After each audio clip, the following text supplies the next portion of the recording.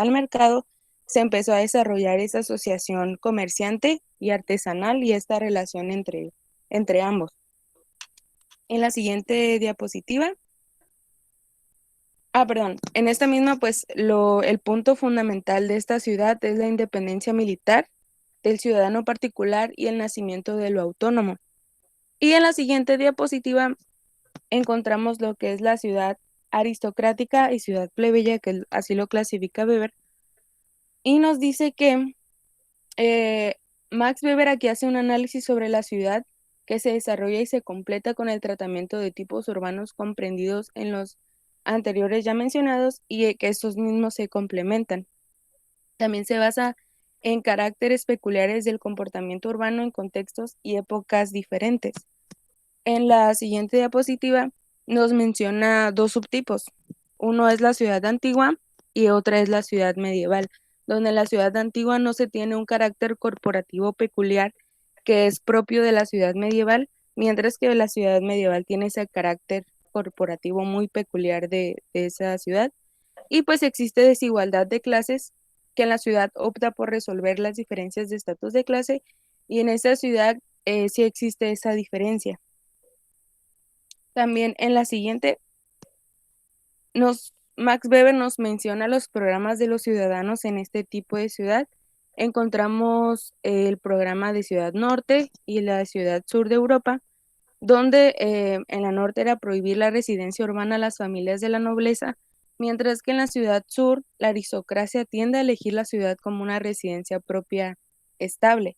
En la ciudad norte se tiene lugar la reacción de la aristocracia, perdón, que cierra sus puertas a las grandes familias burguesas, mientras que en la ciudad sur, con misión más o menos pacífica, favorece sobre todo el desarrollo económico de la misma ciudad.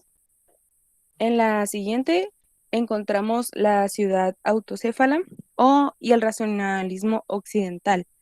En esta ciudad, Weber menciona que económicamente el pueblo se componía de elementos bastante distintos, sobre todo de empresarios por un lado y artesanos por el otro.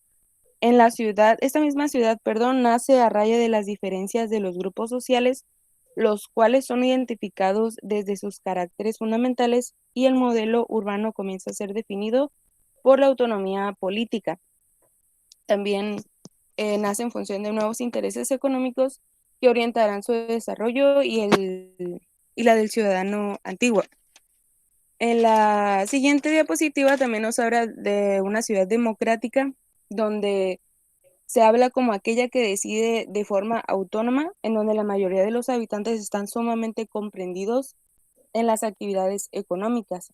También en las ciudades medievales de Occidente, el grupo de esclavos tiene su periodo de importancia económica y aquí también es muy importante mencionar que el modelo urbano se define en las siguientes direcciones, ¿no? Lo que es la autonomía política, inclusive el reglamento jurídico donde la ciudad se ve como un cuerpo propio de asociaciones y corporaciones.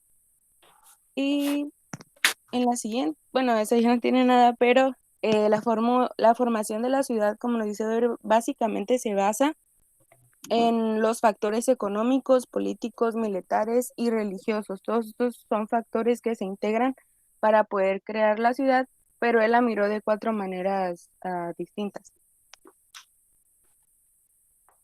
No sé si tienen preguntas. ¿Van a exponer el símil?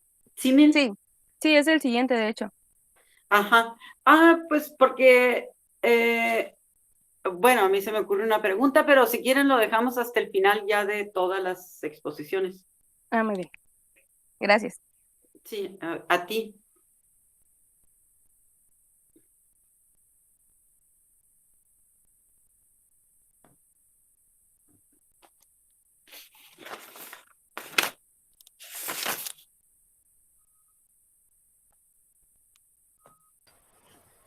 ¿Se me escucha?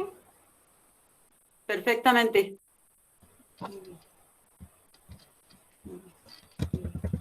Bueno, yo les hablaré sobre George Simmel.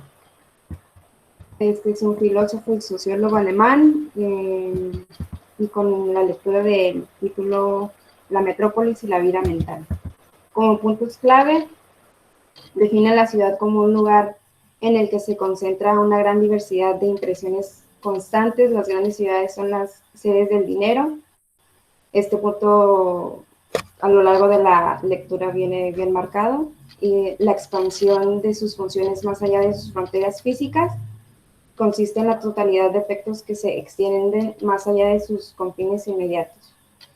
Los temas que trata son la psicología del urbano, que es la microsociología, que más adelante se le conocerá como microsociología, perdón, los comportamientos o actitudes y sobre todo la actitud Blasi. Su metodología realiza un estudio detallado del individuo desde una perspectiva puntual de la psique humana, lo que más adelante se conocía como microsociología. Las formas como por último, las formas de gobierno que analiza. En este punto, recordemos que él estaba en pleno inicio del mundo capitalista, la industrialización, por lo que el sistema monetario era su enfoque. Aquí es una imagen. En esta lectura se propone la siguiente pregunta: ¿cómo la personalidad se acomoda y se ajusta a las exigencias de la vida social? A lo largo del texto se le pretende contestar a esto. La metrópoli requiere de conciencia diferente de la que existe en la vida rural. Desde aquí comienza como una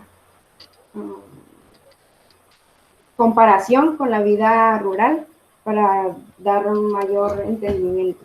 Menciona que la metrópoli requiere del hombre una cantidad de conciencia diferente a la del hombre en la vida rural. El ritmo de la vida en lo rural es más tranquila y más homogénea que en lo urbano.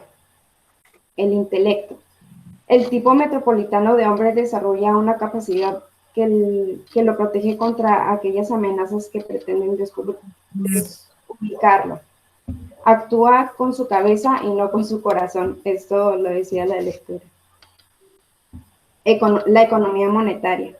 Aquí la multiplicidad y concentración del intercambio económico le otorgan a los medios una importancia que el volumen del comercio rural en el comercio rural no se puede permitir. Como cuarto punto, la metrópoli moderna. Esta es abastecida por productos para el mercado, es decir, para compradores desconocidos. Esto simplemente se llena de productos y ya desde aquí se podría entender como el consumismo. La actitud Blasi surge de los estímulos cambiantes y contrastantes que provocan respuestas tan poderosas que desgarran los nervios de una manera tan brutal que los llevan a un limbo de emociones en donde ninguna emoción nueva puede ser acumulada. Eso quiere decir, sacuden los nervios y los lleva a su punto más alto de reactividad por lapsos tan largos que cesan de reaccionar. De esta forma surge una incapacidad para reaccionar ante nuevas sensaciones con la energía suficiente. Es decir, el hombre en la metrópoli está tan... ¿cómo se puede decir? Tiene tantos estímulos exteriores, tanto visuales, auditivos, que tiene que tener esta actitud Blasi para que puedan alejar esos distractores y seguir con su vida. Por último, el individuo. Cada hombre tiene un profundo núcleo individualista que lo inserta en las relaciones sociales determinadas por la metrópoli. Insiste en cumplir las demandas de la sociedad, trata de adaptarse y suprime su individualidad, naciendo un conflicto entre lo personal y la sociedad. Recordemos que para Simmel era muy importante lo personal, la psique y la espiritualidad. Las personas buscan sobresalir, buscando independencia social, y el ser humano es por naturaleza un ser selectivo y discriminante. En conclusión, para Marx y Weber, estos no reconocen a la ciudad como un objeto de estudio en sí mismo, sino para ellos el espacio urbano es un mero reflejo de otros mecanismos sociales. Por otro lado, para Simmel, sí reconoce la ciudad como objeto de estudio. El espacio urbano es un factor de causalidad que permite o condiciona otros procesos sociales. La manera en que te diriges a alguien más, por decirlo así. En estos 3 puntos, Marx, la ciudad como expresión del modo de producción. Weber ve la ciudad y el proceso moderno, hace una similitud entre la ciudad y el proceso moderno de racionalización.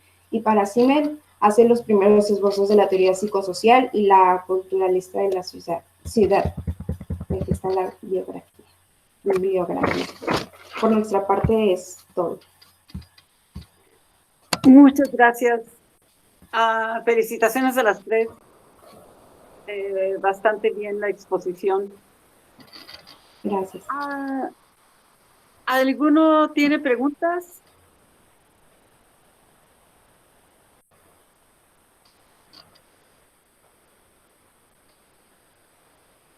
¿Preguntas?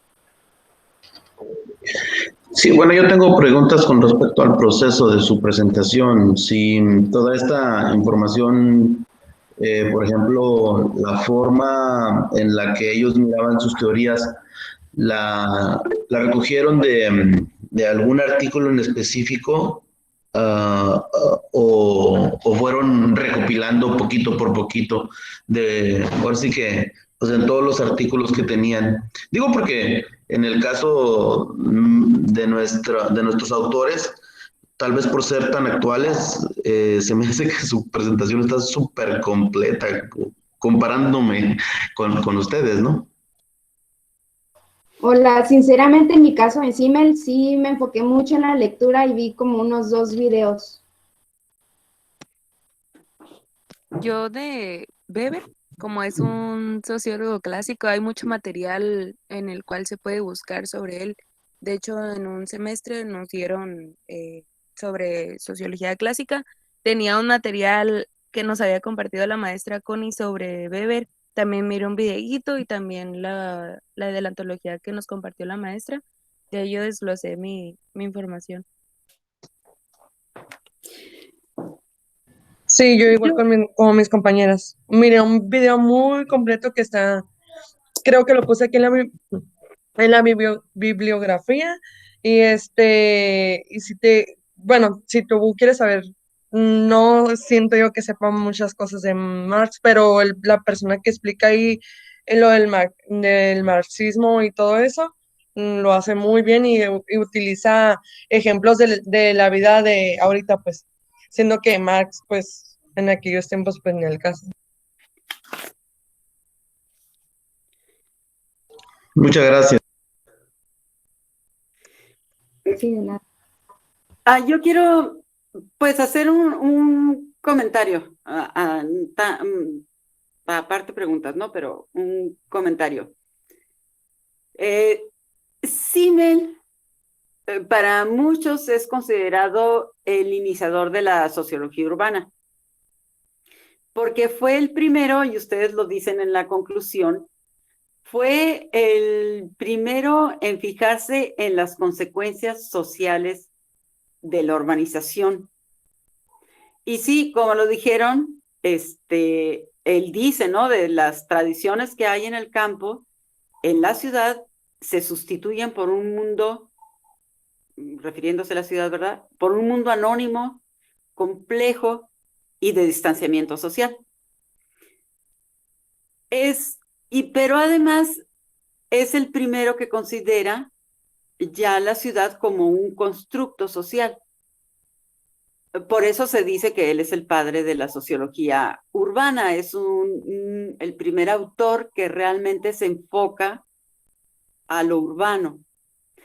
Los otros 2 autores, Marx y Weber, que son de la misma escuela alemana, sí hablan de las relaciones entre las personas, pero más que nada es una cuestión económica, claro, con sus pequeñas diferencias, ¿no? Que ustedes las marcaron en las conclusiones, pero es más a lo económico o a lo político, como el centro de mando, sin considerar tanto a la ciudadanía, a la población, y todas las cosas que se dan dentro de esa población, ¿no? Las las relaciones, los conflictos, etcétera.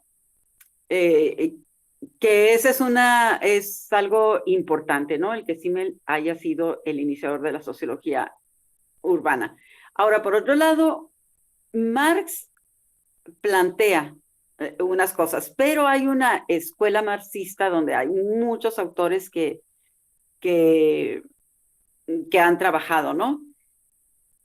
Y estos marxistas que surge de la idea de Marx ven a la ciudad como una consecuencia del sistema. Ellos están, como bien ustedes lo presentaron, están hablando del sistema de la ciudad, pero no toman en cuenta, y eso lo vemos claramente, como alguien, creo que Fanny fue la que dijo, bueno, pues hay que también ubicarse, ¿no? En el tiempo, pero no toma en cuenta elementos ecológicos, que ahorita tenemos, ahorita es súper necesario tomarlo en cuenta, no solamente por la contaminación o por la insustentabilidad, sino porque las ciudades se van creando alrededor de ciertos elementos ecológicos. Por ejemplo, vemos que las grandes ciudades, las primeras que se formaron, todas se formaron a la orilla ¿de qué? De lo que más se necesita en esta vida, ¿no? A las orillas de los ríos o de los lagos, alrededor del agua, y porque el agua es algo fundamental para la vida. Bueno, eso era un comentario. Pero la pregunta, ahora cambiando de tema, una de mis preguntas es respecto a la ciudad democrática de Weber. Ya hemos llegado, la pregunta es, ¿ya hemos llegado a esa figura de ciudad democrática?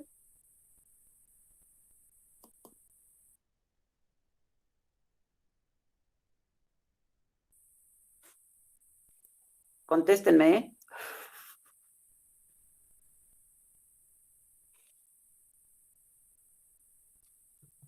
Yo, si quiere, le contesto. Ok. Sí. Yo digo que no, que todavía no llegamos a ese... Porque para eso se necesita una soberanía y como hemos visto en clases pasadas, lecturas pasadas, la soberanía no la tenemos ni siquiera los pueblos indígenas, no, los agricultores no tienen esa soberanía alimentaria, nada de eso. Entonces, en sí aquí en México no hemos llegado. Ok. Ok, ¿alguna otra pregunta? Compañeritos estudiantes, ¿alguna pregunta? Pues no, bueno, de mi parte no. De mi parte no, tampoco.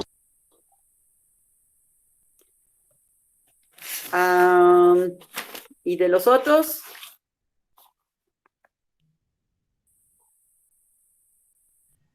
No, profe.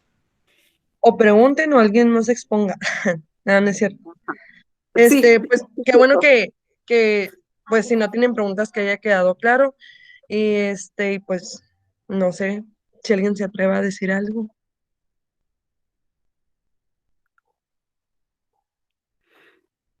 pues yo me voy a atrever a decirles, sé que me gustó mucho su exposición, en cómo lo expusieron. Se sienten mucho más seguras que el semestre pasado, pero por mucho, ¿eh? O del antepasado, cuando tuvimos la clase de economía política, ahora se les ve mucho más seguros, mucho más informados también. Y pues muy bien, la verdad muy bien. Qué bueno. Muchas gracias. Gracias, profe. Pues el segundo equipo, todavía nos quedan 45 minutos, podemos exponer.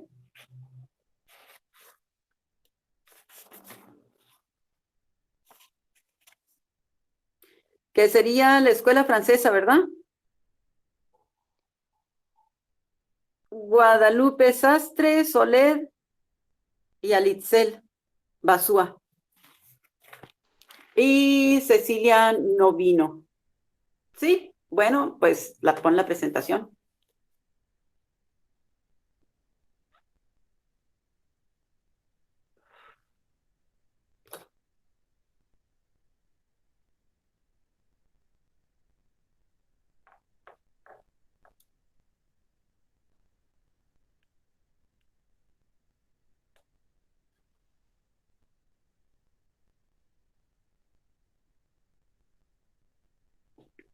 Ok,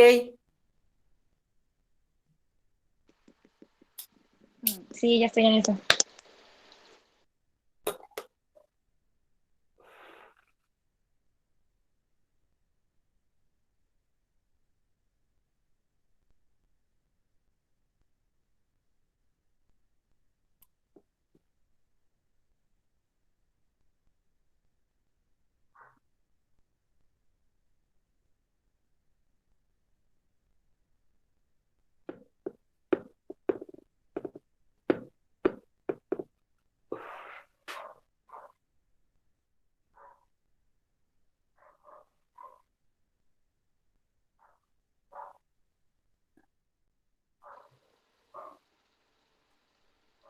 ¿Sí les aparece o no? sí, Ah, ok. pero ya, ahí está, ¿eh? Sí, se está cargando.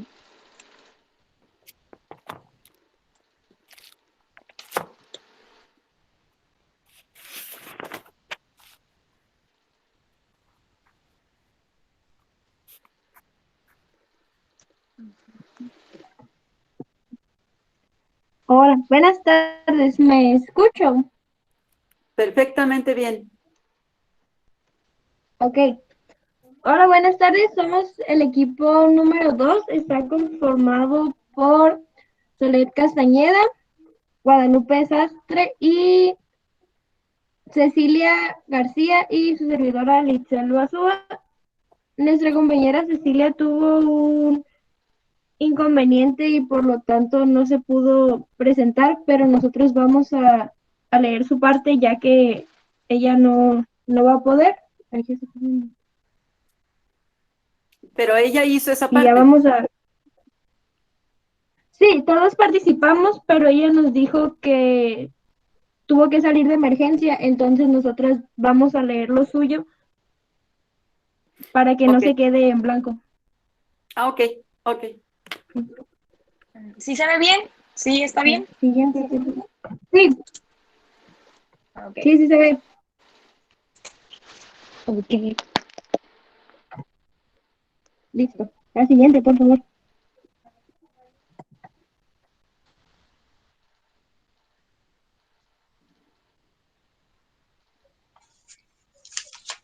Bueno, ¿Ya? la primera parte es sobre una breve explicación de cómo se formó la escuela francesa. Nos dice que fue producto de tres procesos históricos que se dieron en 1960 en Francia. La primera es la revolución de las ciencias sociales. Esto se dio debido a la incursión de los intelectuales a los análisis empíricos de las sociedades para estudiar el cambio social. El segundo proceso fueron los movimientos sociales de 1968, entre los que nosotros conocemos el mayo del 68 de los estudiantes. Esto tuvo repercusión intelectual y política, ya que se politizó el discurso. Finalmente, tras la crisis social que se llevó a cabo durante la década de los 60, se interpretó como una crisis urbana y originó un programa de investigación en el Ministerio de Vivienda y Asuntos Urbanos, que fue dirigido por Michael Conan, quien Castell nos dice es el padre de la Escuela Francesa de Urbanización. Ok. ¿Puedes cambiar la siguiente, Pita?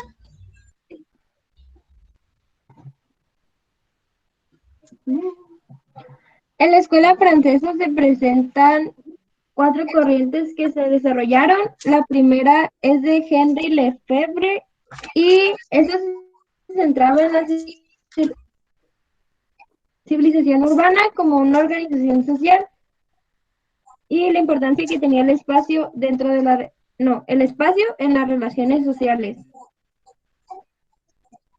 La segunda es el marxismo ortodoxo, que se centraba en el dominio que tenía el capital y los intereses de los capitalistas sobre el Estado, y esto posteriormente llegó al análisis de la lógica capital. La tercera escuela es la escuela de Foucault, que enfatiza el poder de la microfísica del poder y en las instituciones sociales, y este extendió la noción de dominación delimitada por instituciones urbanas. Y el último es el marxismo estructuralista, que enfatiza la matriz social contrastando con el economismo.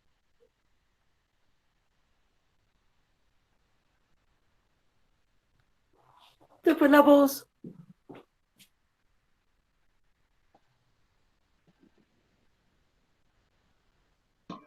Ali, se perdió el audio. Terminé. Pita, ¿puedes poner la siguiente, por favor? Se te había ido el audio. Pero, ¿ya me escuchan ahorita? Ahorita sí. Oh, Sí, ya. ¿lo vuelvo a repetir? Del Ok. dos últimas. Las Ujú. Sí, ay. Pues, te quedaste en la escuela de Foucault. La escuela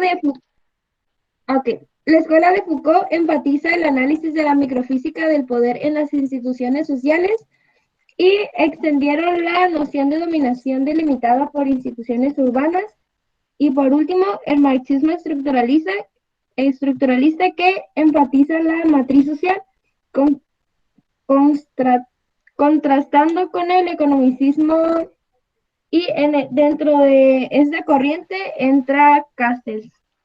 Siguiente, por favor.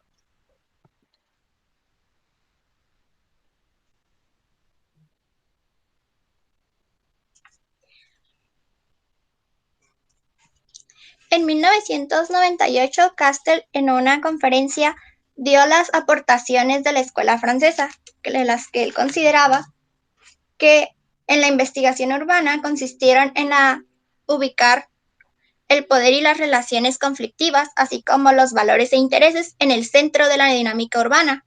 También la especificidad de lo urbano, que es reconocer experiencias fuera de la producción como fuente del cambio social. Afirmó la importancia del espacio para la organización social y también se caracterizó por los esfuerzos en unir teoría e investigación empírica, a excepción de Lefebvre, que él fue mayormente teórico.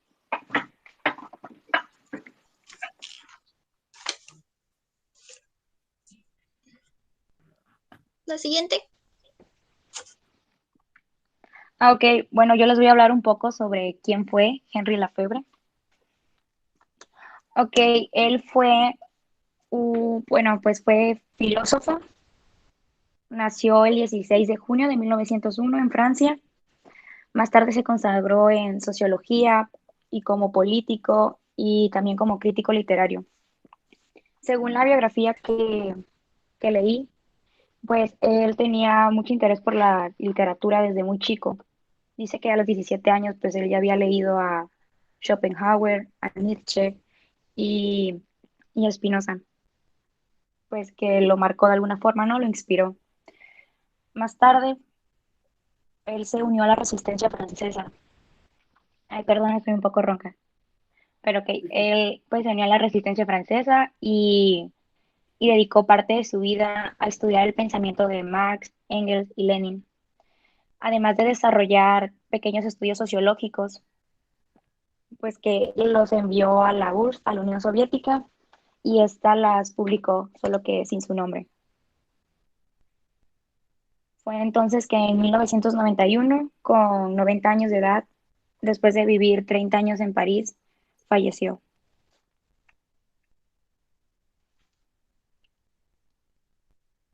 Ok, bueno, siguiendo, eh, tiene una obra, una de las más reconocidas, publicada en 1968, que se llama El derecho a la ciudad.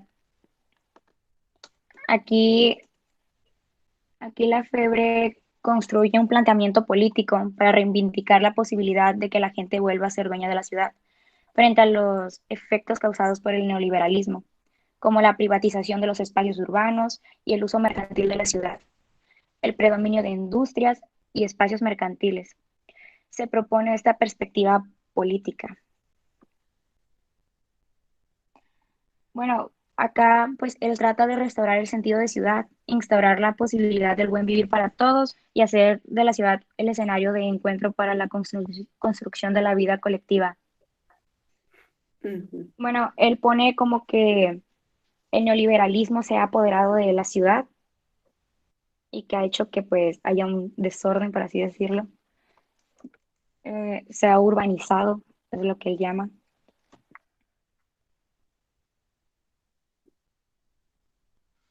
Y pues partiendo de lo que él concibe como ciudad, también en esta misma obra que acabo de mencionar, El derecho a la ciudad, él conceptualiza a la ciudad con el siguiente texto. Él dice que la ciudad no es lo urbano, la ciudad es una base práctico sensible, una morfología, un dato presente e inmediato, algo que está ahí, una entidad espacial inicialmente discreta, es decir, un punto o mancha en el mapa, a la que corresponde una infraestructura de mantenimiento, unas instituciones formales, una gestión funcionarial y técnica, unos datos demográficos, una sociedad definible. Bueno, pues acá también él nos hace hincapié en que separemos lo que significa la ciudad, que no es lo mismo que lo urbano. Él nos dice que para entenderlo, pues que lo urbano es otra cosa al mismo tiempo social y mental, que no requiere por fuerza construirse como elemento tangible. O sea que nos hace entender que la ciudad sí es esta entidad espacial.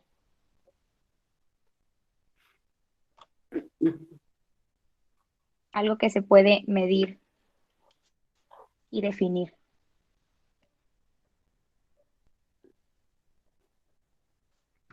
Mi compañera les va a presentar más sobre su metodología. El método que propone es la transducción, que es la capacidad de reflexionar acerca de un objeto posible. Esto se vincula mucho a su teorización.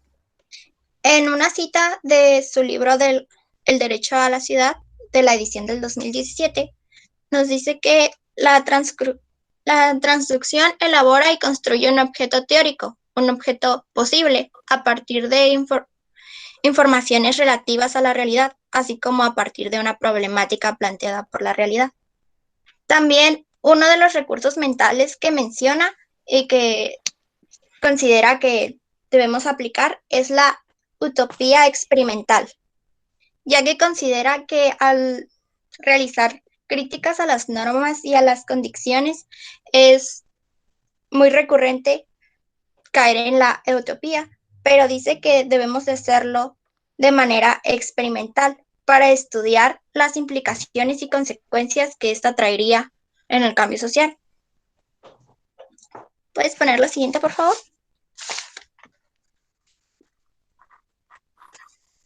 Su dialéctica del espacio. Él considera que la sociedad produce su propio espacio y este es un producto social que es concebido por medio de determinadas relaciones de producción y un proceso histórico.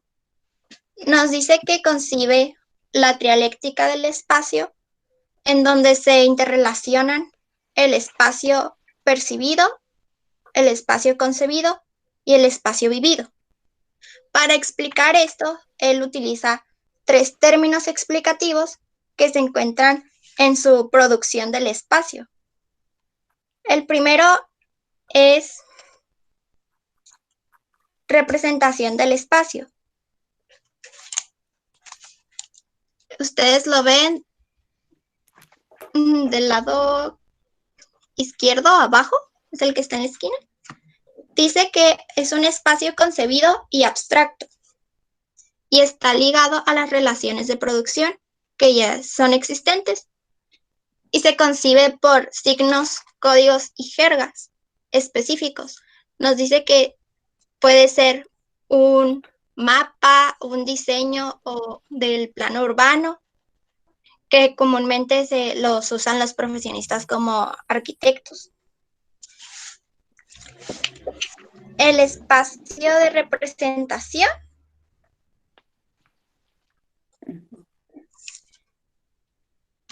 es el que debería ser, es el que nosotros vivimos y experimentamos directamente. Y nosotros lo conseguimos a través de símbolos e imágenes. También dice que podemos como subjetivamente modificarlo al imaginarnos un espacio o recordarlo. Es el que está del lado inferior a la derecha. Y en la parte de arriba encontramos las prácticas espaciales, que son el espacio percibido, que integra las relaciones sociales de producción y de reproducción. ¿Puedes poner la siguiente, Pito? Los temas que trata. Primeramente, su pensamiento es sociopolítico. Su propuesta fue la que él denominó el derecho a la ciudad, abogando por la capacidad y la necesidad de las sociedades a producir conscientemente su espacio. Sus líneas de investigación se centran en el estudio del capitalismo, la crítica de la vida cotidiana y la producción del espacio.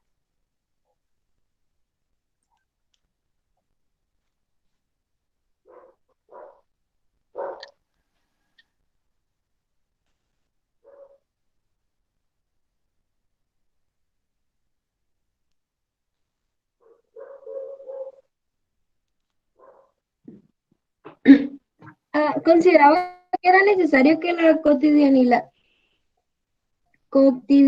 se liberara de los caracteres impuestos por el capitalismo a la vida individual y colectiva. De lo contrario, la cotidianidad será como un depósito subterráneo en el que se sedimentan los convencionalismos y las mentiras del poder, y por tanto será una barrera que impida la creatividad. Él sostuvo la necesidad de que la cotidianidad se libere del papel que reviste bajo el capitalismo, cuya opción es reproducir los caracteres impuestos a la vida colectiva por las clases dominantes. Siguiente, por favor.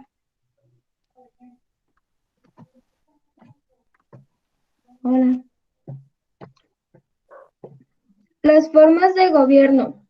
Fue un poco complicado ver cuál era, pero busqué que él veía en Francia, y en Francia es una república, por lo tanto analiza las repúblicas, y él reflexiona sobre la ciudad y estados capitalistas. Lo que hace es abordar la cuestión socioespacial. Al mismo tiempo, utiliza conceptos como el modo de producción estatal, el espacio-estado y la mundialización para pensar el Estado como una concentración que es relativamente autónoma de poder, y su pensamiento espacial gira en torno al papel del Estado en la reproducción de las relaciones de producción del capitalismo tardía. Puse en la diapositiva una cita que voy a leer y dice: el Estado determina y solidifica los centros de decisión, al mismo tiempo que el espacio se distribuye en periferias jerarquizadas en relación a los centros, se atomiza. La colonización, que como la producción industrial y el consumo estaba en otros tiempos localizadas, se hace general. Alrededor de los centros solo hay espacios sometidos, explotados y dependientes, espacios no coloniales. Lefebvre, 1976. Siguiente, por favor. El siguiente autor que vamos a tener. A ver, Guadalupe, espérame tantito. Ah, ¿cuántas diapositivas más o menos son de Castells? Son, vamos a- 9. 9, ok. 8. Sí, pero... 8, ok. Ujú. Adelante. Ok. Manuel Castells es un sociólogo que nació en España el 9 de febrero de 1942. Estudió ciencias económicas en la Universidad de Barcelona y huyó a Francia, ya que era activista en contra de la dictadura de Franco y eso le trajo problemas. Entonces decidió huir a Francia, en donde estudió Derecho y Ciencias Económicas en la Sorbona, París, y realizó su doctorado en Sociología en las universidades de París y Madrid. Fue docente en la Universidad de la Sorbona, así como en otras universidades europeas y americanas como Berkeley, Wisconsin y Montreal, y actualmente es miembro de la Academia Europea y del Alto Comité de Expertos sobre la Sociedad de la Información, nombrado por la Comisión Europea. En México, en uno de sus viajes a México, fue distinguido como miembro correspondiente de la Academia Mexicana de Ciencias por sus contribuciones científicas. Siguiente, por favor.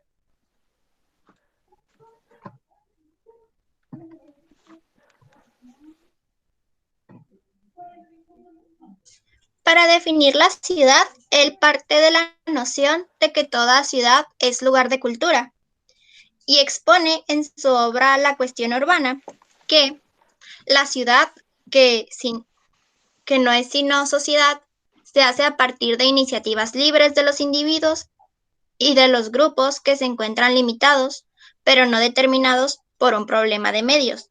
El urbanismo entonces se convierte en la racionalidad de lo posible, intentando ligar los medios de que dispone y los grandes objetivos que se planea.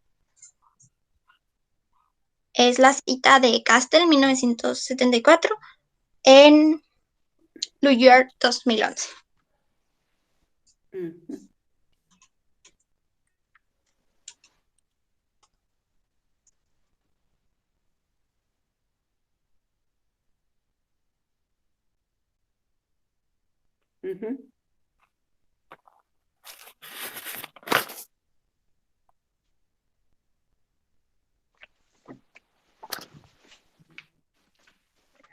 Listo. Para saber sobre la metodología, lo que hice fue revisar el video que está en la liga por si gustan revisarlo.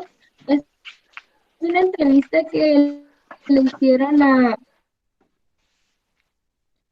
Castells, en la cual habla de diversos temas como la metodología que él usa y también habla sobre la era de la información.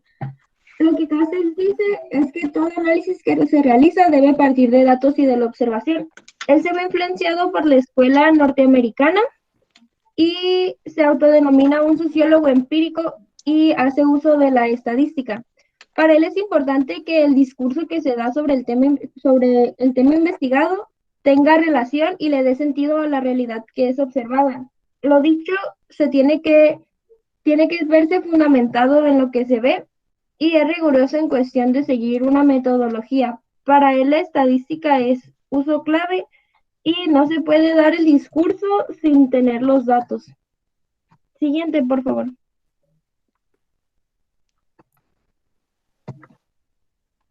Ok, yo les voy a hablar sobre algunas de sus aportaciones. Pues como saben, él todavía está vivo y de hecho es como que un rockstar de la sociología, porque tiene muchos videos y va a muchas universidades y ya saben, da muchas conferencias. Así que pues sí, había material.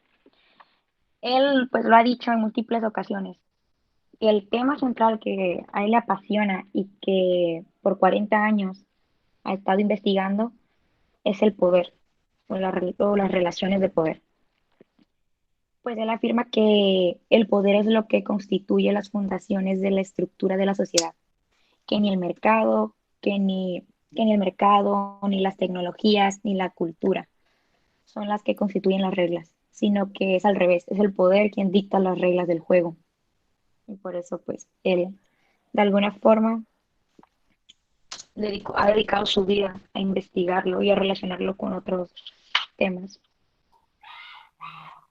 Quiero compartirles una cita de él, que en donde nos explica qué es lo que él entiende por poder. Él dice que el poder es la capacidad relacional que permite a un actor o actores sociales influir de forma asimétrica en las decisiones de otros actores sociales, de manera que favorezcan los intereses del actor en situación de poder.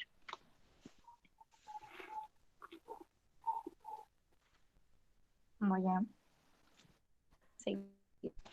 Bueno, también afirma, porque tiene una parte revolucionaria, él dice que en donde hay poder, siempre hay un contrapoder, por lo que también le interesó mucho investigar sobre los movimientos sociales, específicamente los movimientos sociales urbanos. Bueno, él dice que los movimientos sociales, él los concibe como un eje para el cambio social. No sé si recuerdan a este otro autor, Touraine. Creo que lo relaciono que como que tienen una perspectiva más o menos igual en relación con los movimientos sociales. Ellos hablan que tienen la capacidad misma para cambiar la realidad social y por eso le interesó conocer pues las dinámicas organizacionales, expresiones colectivas y el posicionamiento que tienen estos movimientos ante el sistema imperante. Acá les puse una ilustración en donde vemos la estructura de los movimientos sociales urbanos según Castell. Nos habla que pues hay una base social, una fuerza social, seguida de organización y acciones, pueden llegar a un cambio, ¿no? Un efecto político y un efecto urbano. Y pues todo se conecta, ¿no? Él también nos habla de sociedad de red, un tema que también está bien interesante, por si lo quieren investigar más. Él dice que es la estructura social que está compuesta por redes potencializadas por las tecnologías de la información y comunicación basadas en la microelectrónica. Ok, acá pues él enfatiza mucho la importancia en el mundo moderno de cómo estas redes nos conectan con otros y de alguna forma dan poder para visibilizar los problemas o sea, bueno, un movimiento social. Ustedes saben cómo funciona esto. Pues todos tenemos Facebook y ahí pues pasamos de ser usuarios pasivos como era antes, ya saben, nuestros papás y todos que no tenían pues acceso a estas nuevas formas de tecnológicas. Ahora somos usuarios activos y a través de estas redes promovemos nuestros valores e intereses, lo que de alguna forma nos da poder para relacionarnos y organizarnos y así visibilizar pues, los problemas.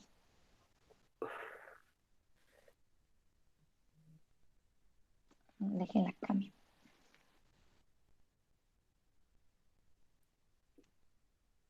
Ok, y bueno, ya para finalizar, les voy a hablar sobre las formas de gobierno que pues él analiza.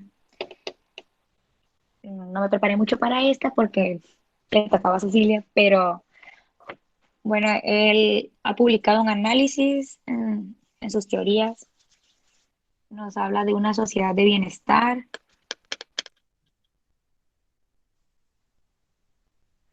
Y voy a leer lo que dice. Eh, es de saber común que las cuestiones del poder y del Estado, así como la relación específica que se establece entre ambos conceptos, constituyen problemas centrales y estructurales de la teoría social clásica y contemporánea. Bueno, pues por otras cosas que leí, me doy cuenta de cómo Castell enfatiza también en estos gobiernos capitalistas, tiene un lado revolucionario, como les dije, y es como que él dice, él nos habla que la desigualdad pues ya pasó a niveles abismales, ¿no? Como lo vimos en el anterior video que la maestra nos puso, en el primero, de cómo la palabra de desigualdad, ¿no? Ya no alcanzaba. Y pues hace una crítica abierta a estos sistemas de poder.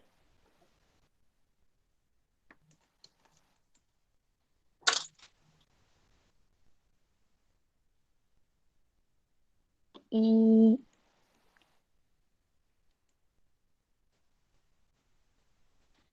bueno, acá también él registra 4 procesos sociohistóricos que considera relevantes. Bueno, él nos habla de una crisis permanente en la que se encuentra la sociedad, el mundo, por así decirlo, y nos habla pues de la necesidad de una redefinición del rol del Estado.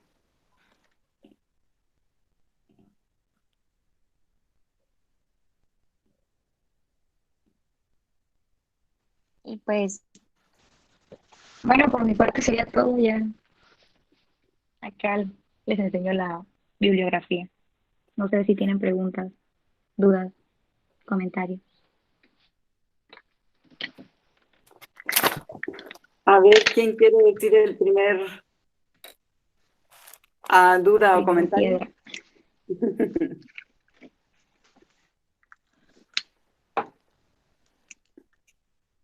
Me lo imaginé. Pues yo voy a hacer algunos comentarios.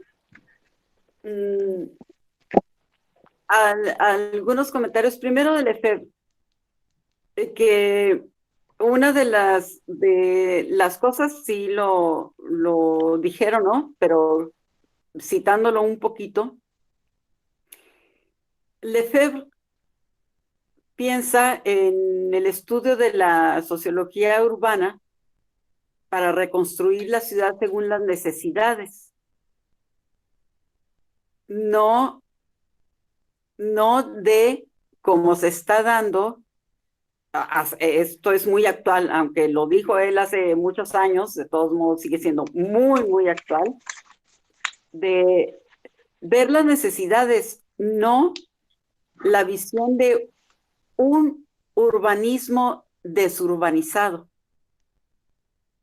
Y esto es, ¿por qué? Porque no se toman en cuenta las relaciones sociales, los efectos que esto tiene en las prácticas sociales, los efectos de las relaciones entre las personas, etcétera. Porque al final de cuentas, y también lo dice Lefebvre y otros, ¿verdad? Ya es algo muy claro, que la ciudad es un constructo. Y entonces él dice que el espacio social es un producto social, que da mucho en el clavo de lo que es la sociología urbana.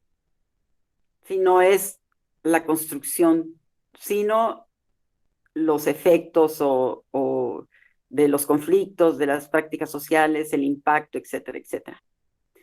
Y en cuanto, es un comentario nada más, en cuanto a Castells, él, pues en los últimos años, ha trabajado mucho lo de las redes sociales y las tecnologías de la información. Y les voy a leer un parrafito de algo que dice que es a lo que se están refiriendo, ¿no? Cuando están hablando de cómo es la ciudad informacional. Y dice, ¿no? Emerge una forma social y espacial. La ciudad informacional. No es la ciudad de las tecnologías, de la información profetizada por los futurólogos. O sea, no es así como lo pintan en las películas, ¿no? Donde, aunque ahorita ha de estar dudando con esto de la pandemia, que todo es a través de en línea, que no es lo que está pensando, sino que es un espacio de una ciudad informacional, que no es eso, ni es la tecnópolis totalitaria denunciada por la nostalgia del tiempo pasado. Es la ciudad de nuestra sociedad, como la ciudad industrial fue la forma urbana de la sociedad que estamos dejando. Es una ciudad hecha de nuestro potencial de productividad y de nuestra capacidad de destrucción, de nuestras proezas tecnológicas y de nuestras miserias sociales, de nuestros sueños y de nuestras pesadillas. La ciudad informacional es nuestra circunstancia. Que, pues, si lo pensamos un poquito, pues sí, es una circunstancia que estamos viviendo, pero que refleja todo eso. Sueños y pesadillas, riqueza y pobreza, etcétera, ¿no? En cuanto a preguntas, ay, no la apunté. Y ya se me olvidó. Ups, no tengo pregunta. ¿Alguien más?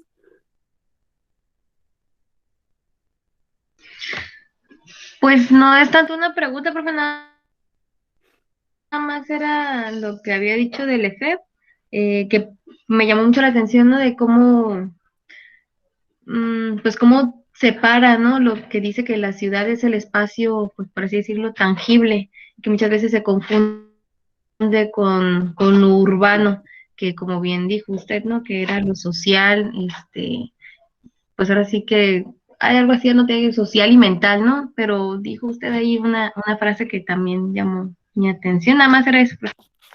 Ok, sí, a lo mejor que el espacio social es un producto social. O lo de el urbanismo desurbanizado, eso me encantó. Ah, creo que sí era eso, el urbanismo desurbanizado. Sí, que pues no hay relación, ¿no? Y claro, lo vamos a ver más adelante, todos esos conflictos, ¿no? Bueno, en este punto, yo creo que todos más o menos vamos entendiendo qué es la sociología urbana, ¿no? Esta asociación entre lo espacial y lo social. Sí nos va quedando claro, ¿no?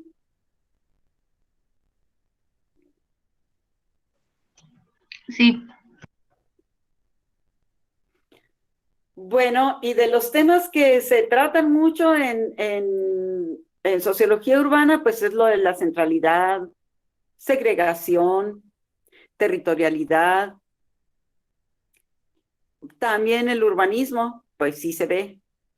Y el espacio público es algo muy importante, porque es donde estamos, ¿no? Me gustó la trialéctica del espacio. Y yo creo que ahí, más o menos por ahí, podemos ir viendo el espacio público, cómo se percibe, cómo se concibe y cómo se vive. Pues son tres puntos diferentes, pero el espacio público es donde más estamos. Y el espacio público es súper grande, ¿no? Desde la banqueta, los parques, las oficinas públicas, es enorme. Ok, entonces para el siguiente sábado vamos a tratar de ver los tres que faltaron, que son, ¿dónde están? La Escuela de Chicago, que es de las más fuertes y que a lo mejor, bueno, son autores un poquito anteriores, ¿no? A la escuela francesa. Pero la Escuela de Chicago y la latinoamericana, que también nos atañe mucho a nosotros. Y bueno, les encargo los que faltaron de entregar su cuestionario, que lo entreguen esta semana sobre asentamientos irregulares. También con la escuela latinoamericana, con sociología urbana latinoamericana, vamos a ver también cuestiones sobre asentamientos irregulares. Y pues que tengan muy buen fin de semana. Nos vemos en una semana. ¿Sale? Gracias, profe. Ah, Bye. Gracias, profe. Buen fin. sí, Gracias, profe. Bye. bye. Y felicidades a este equipo, ¿eh? Estuvo con problemillas de sonido, pero estuvo bien, estuvo muy bien. Felicidades. Gracias. Bye. Y gracias, Juan Carlos, por el Meet. Para servirle. Bye bye.